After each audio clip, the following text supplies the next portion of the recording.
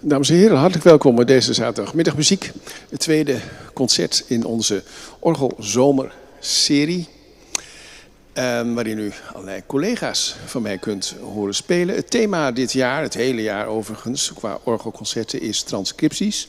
Het gaat dus om bewerkingen van stukken die oorspronkelijk niet voor orgel zijn geschreven, maar bewerkt zijn voor orgel.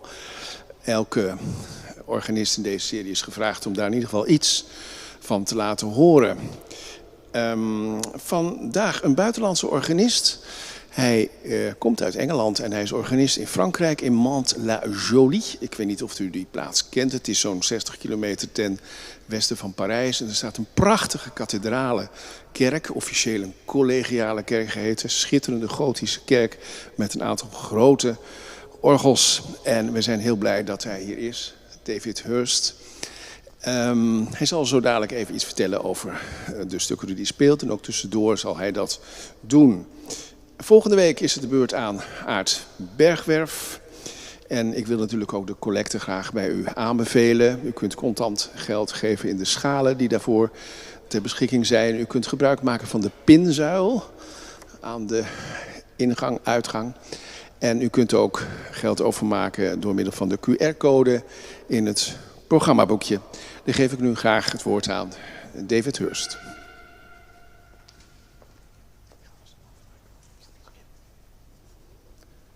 Good afternoon, ladies and gentlemen.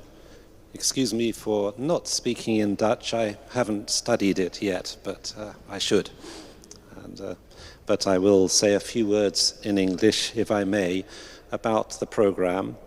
And I will also speak between some of the pieces. I have a microphone upstairs at the organ, so between some of the pieces I can explain a little bit about the piece, the music, and the use of this beautiful organ.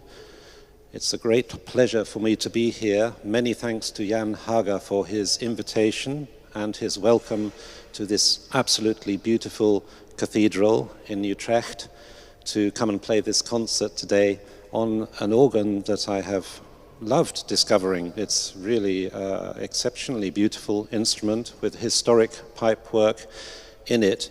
The sound is so varied and so delicate in places, but also powerful.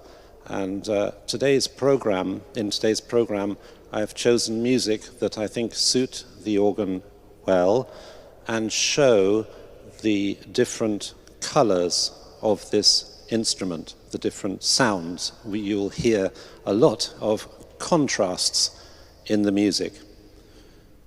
So there are also some transcriptions. The theme of this year's recital series is transcriptions. That means a piece that was originally written for another instrument or an orchestra or even singers that has been transcribed for the organ. So there are pieces that weren't originally written for the organ, but other composers have transcribed that music for the organ, and many pieces work exceptionally well. Historically, you're going to hear the Bach piece, Vivaldi, actually, which was transcribed by Bach. It was originally a concerto for 2 violins and orchestra. So that is a big transcription for organ of that concerto. There is also the Debussy Clair de Lune, written for piano, and that has been transcribed for the organ later.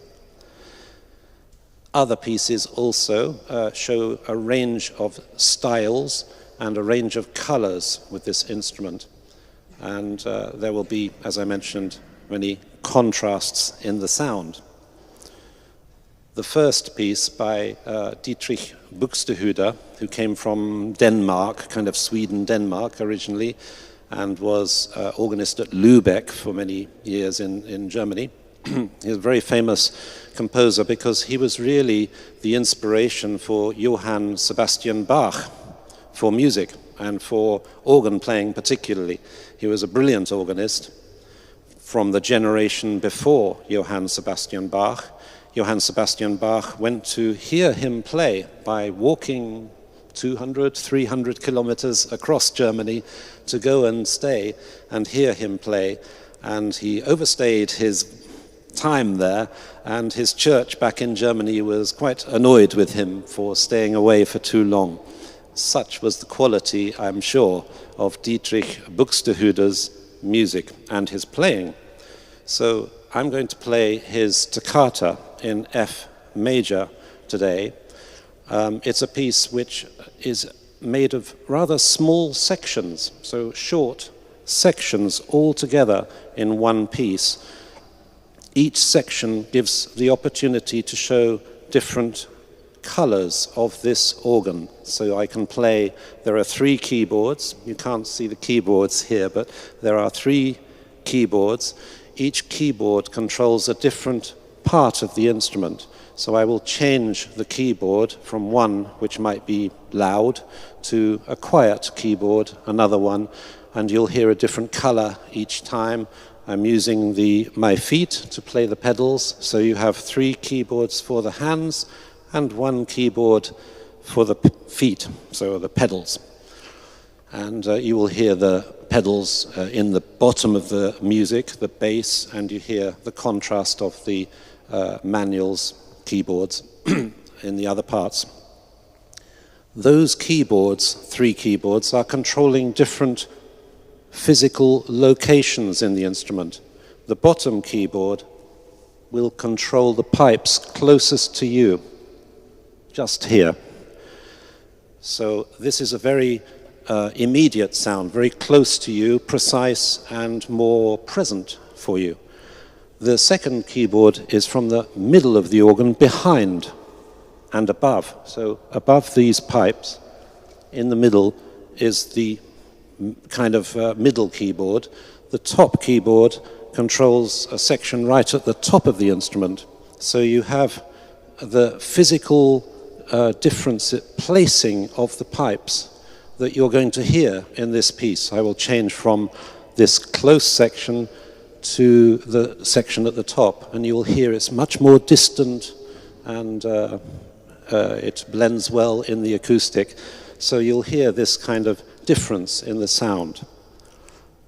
I was once told by my organology professor at the Royal Academy of Music in London that the most important stop on the organ, the stops are what you pull to have the color.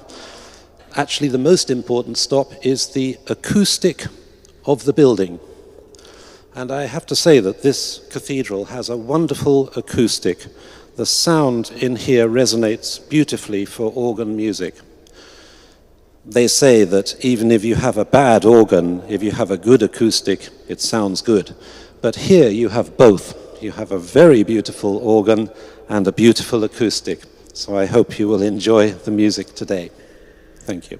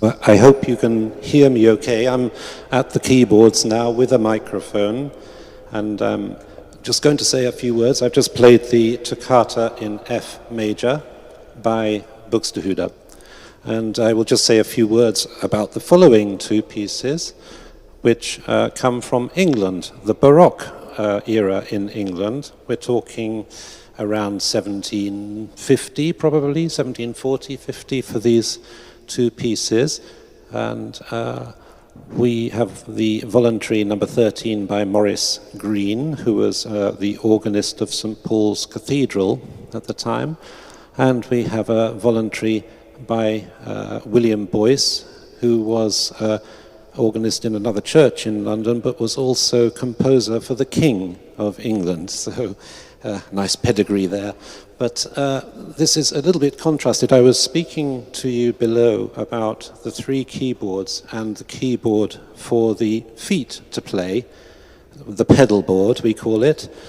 In England at that time, the organs did not have pedals. So these two pieces do not use the feet at all. It's the only two pieces in the program today that don't use the feet, but they are very beautiful nonetheless, because the organs in England were perhaps a bit smaller in general than the organs in Germany, for example, where they definitely had pedals at the same time. Bach, Johann Sebastian Bach, and Buxtehude, of course, before him, used the pedals to great effect with virtuoso use of the pedals. And that was only really introduced into England in about 1840 under the influence of Mendelssohn, who performed in England and showed wonderful German organ technique. So the pedal boards became added to organs in England from around 1840 onwards. So these pieces come from well before that, and we don't use the pedals to give the bass of the music. Normally the pedals are used to give the kind of bass line in the music. Here we use the left hand. So these are quite delicate pieces that I'm going to play to you. The left hand providing a kind of accompaniment and bass, and the right hand providing a solo color. Typical of these pieces called voluntaries is that they are in two parts. So each piece has a short introduction section played normally quietly and slowly, and the second part is a bit more lively, faster, and introduces a particular solo color on another keyboard with the right hand. So you will hear, for example, in the Green, a short introduction on a quiet stop on a quiet manual, and the second section will have a cornet stop on another manual. In the second piece, you'll have another quiet introduction, followed by the second section, which uses the trumpet stop as a solo. So it's called a trumpet voluntary. In this piece by Boyce, the interesting part about it is that you hear the solo trumpet on the pipes nearest you, the ones close to you, so it's quite prominent. And then you hear me going to the top manual with another trumpet, which gives the echo effect. So this piece uses the organ to make an echo, in this case of the trumpet sound. So you have the trumpet close to you, louder, and then you have a trumpet far away in the distance, quieter. And so it's a very effective, on this organ, particularly with two beautiful trumpets spaced in completely different parts of the organ and different volumes. You can hear that contrast between the trumpet in the foreground and the echo trumpet in the background. So I will just play these two pieces. The word voluntary, I just wanted to say about this word voluntary, it may confuse you. Voluntary just means an organ piece to English organists. They don't really know the origin of this word. It might mean that the organist volunteered, he kind of had his will, it was at his free choice to play a piece at the end of a service. So it might come from that. They generally mean a piece for a service, an organ piece. So if you talk to an English organist and say, what's your organ voluntary today? He will say, oh, I'm going to play the Bach Prelude and Fugue at the end of the service. And that he knows exactly what you mean. It means an organ piece at the end of a service. So that's the meaning of this word voluntary. Here are the two voluntaries, therefore, by Maurice Greene and William Boyce.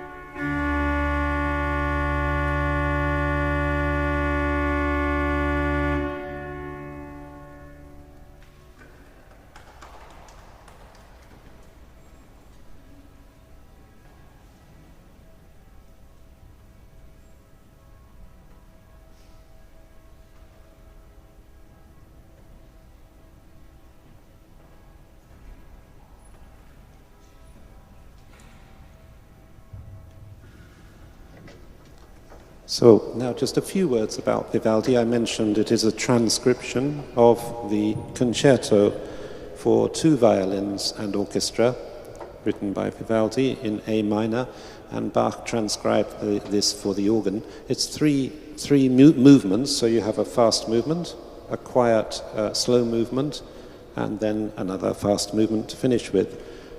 You'll hear the contrast between the main orchestra part on one keyboard, which is obviously louder, a bit fuller, with the pedals to give the bass. That'll be really like the cellos of the orchestra playing the bass line for you, and the orchestra playing on the manuals. And then I pass to the second keyboard, which is a little lighter in sound, to represent the 2 violins, generally the solo violins, as in the concerto for 2 violins and orchestra. So you get that contrast between the solo violins and the full orchestra in this transcription by Johann Sebastian Bach.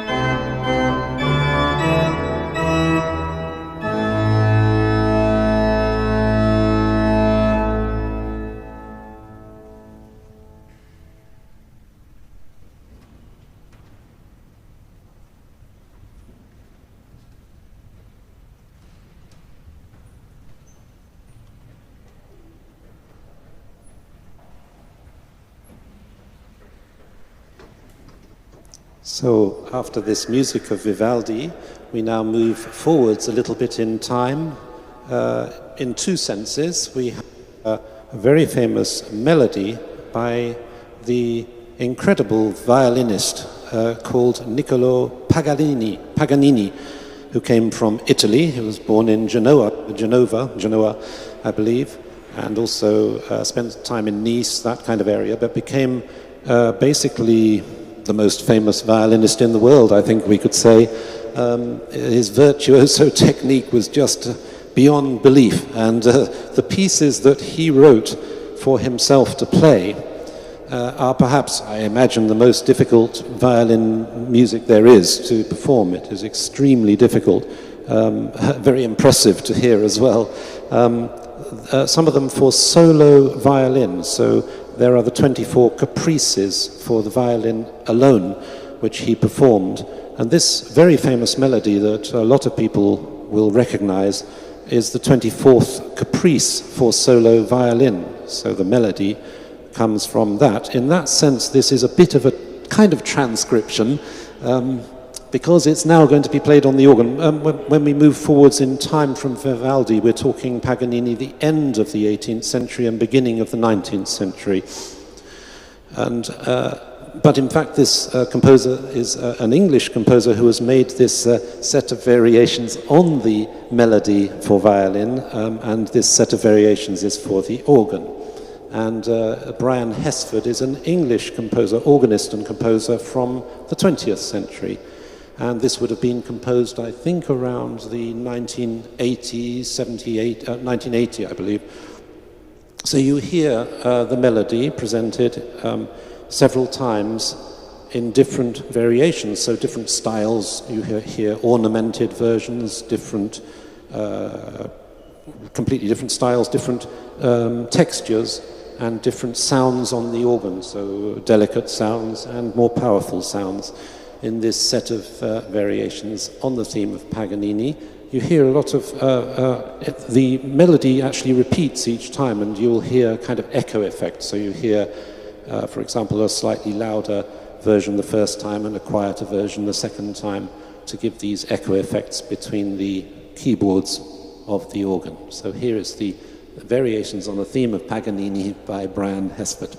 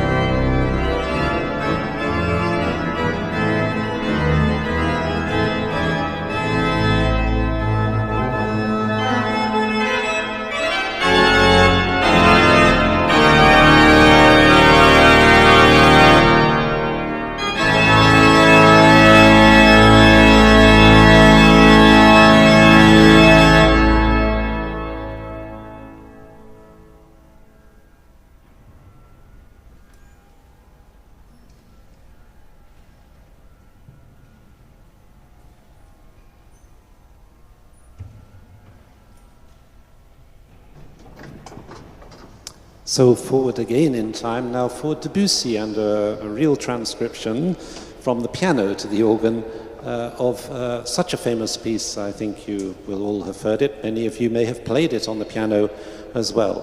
Clair de Lune by Debussy, composed around 1905, I believe.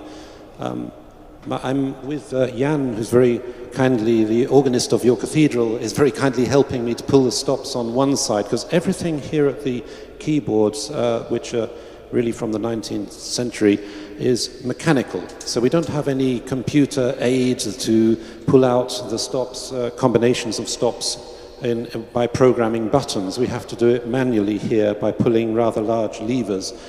And I have on one side Jan Hage, the organist of the cathedral, who is very kindly, thank you very much, Jan, for your help on the left-hand side. And on the right-hand side is my wife, Naomi, from Japan. We met in Japan many years ago. And she's doing the other side, pulling the stops for me. And really, for these pieces on this organ, particularly these transcriptions, we are trying to really imitate the sound, in this case, of a piano, which can crescendo very easily. You press the keys harder, it gets louder on a piano. But here, if you press the keys harder, nothing changes unless you pull out some more stops. And so to really give the effect of the crescendos and the different colors, again, of this instrument, we have to change a lot of stops. And so I'm very grateful to Jan and Naomi for their help here at the keyboards. So that's the aspect one of the aspects of this piece. Transcription for the organ brings in the complexity of using the instrument to recreate a meaningful sound on this instrument. Clair de Lune meaning moonlight, so it has that dreamy effect. And we have so many beautiful flutes. I think on the top manual we have at least 3 8-foot flutes, different ones, and you'll hear that subtle difference in the character of those sounds as we hear this very beautiful piece from Debussy. Naomi and I actually live in a town to the west of Paris called Saint-Germain-en-Laye, which is famous for many things actually, one of them being Claude Debussy, who was born there. So he comes from our town, born there. He was baptized in the church. And Louis XIV was also born there. But also it's famous in the organ world because Marie-Claire Alain, it was one of the most famous organists, really concert organists of the 20th century, I should say. And she was organist of that church, and she lived in Saint-Germain-en-Laye, as did her brother, Jean Alain, who is very well known in the organ world at least, and as a composer. But he died very young in the war. So we have a lot in Saint-Germain-en-Laye. This music really has a link to that very beautiful part of the world, to the west of Paris and where we live. So here is Clair de Lune by Debussy.